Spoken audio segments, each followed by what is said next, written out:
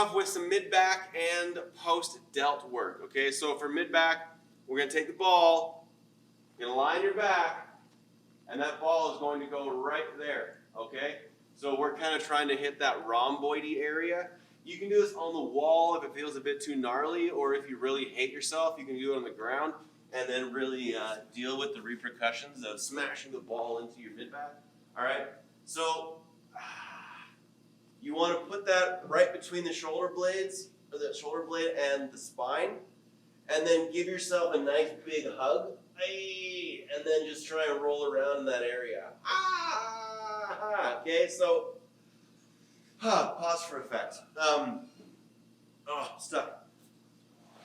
So that spot is really going to take your breath away. Okay, it's very potent. So if you feel like you can barely put any pressure on the ball on the ground, just go right to the wall. Okay, and then just make sure you're doing the same thing. Give yourself a nice big hug. And if this is your spine and this is your shoulder blade, you're working that area right between. Okay, so that's how we're hitting the mid back. Now we're going to go and do some post delt. Okay, so once again, taking our ball is going to go right on the back of the shoulder. Okay, so this is your lat, this is your teres, this is your post delt right here. Ball's going to go in the post delt, and then I want you to keep that guy pulled across and then just kind of roll around in there. Okay, so as you're rolling around, it's a pretty small little muscle. You'll know right away when you hit that spot. Okay. Whew. Okay, so you're looking at trying to hit that for maybe 45 seconds to a minute, and both sides, and Bob's your uncle, okay? Maybe he's not, but it is an expression, so we'll go move on from there. First movement we're going to do is called a side press, okay? This is going to be a little bit of a new one. So we're going to take your dumbbell, kettlebell, whatever it is you want to do, okay? And you're going to kind of imagine we're starting our Turkish get-up.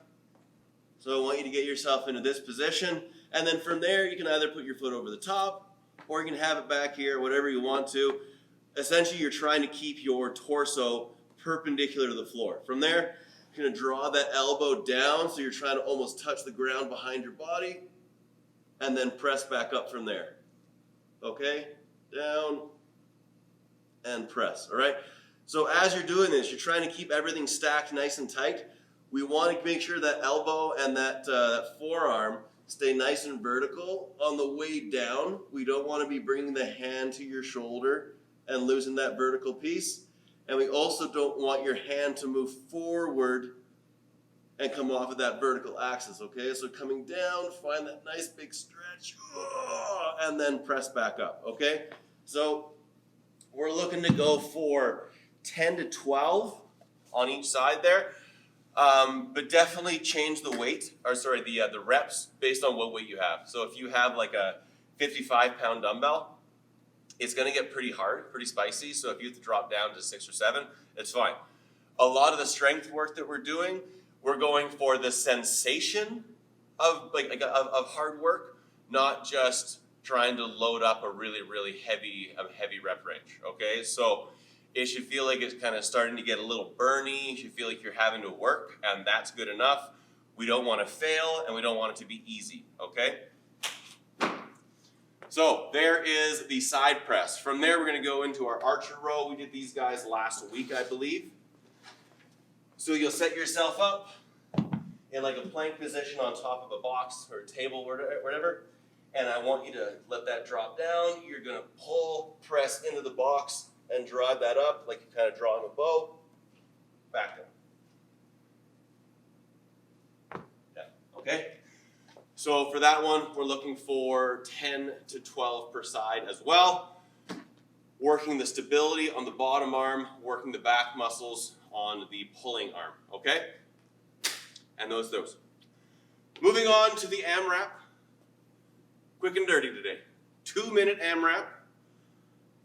For 5 rounds with a 60-minute rest between. We are going to do 6 burpee broad jumps. So measure yourself out 5 foot if you're a guy, 4 feet if you're a lady.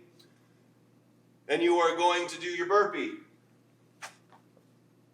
Come up, and then you jump your 4 feet, or your 5 feet, turn around. That's 1. You're doing 6 of those. Once you're done the 6 reps, then you're doing as many front squats as possible, okay? If you have 2 dumbbells, then you'll double front rack and you'll squat from there. If you only have 1, choice is yours. You can just front rack it on one side and just go nuts, or you can do a goblet squat. If you're doing a front squat and doing it in your front rack, just change sides each round just so you get a bit of variety, okay? This one is going to be sneaky as hell.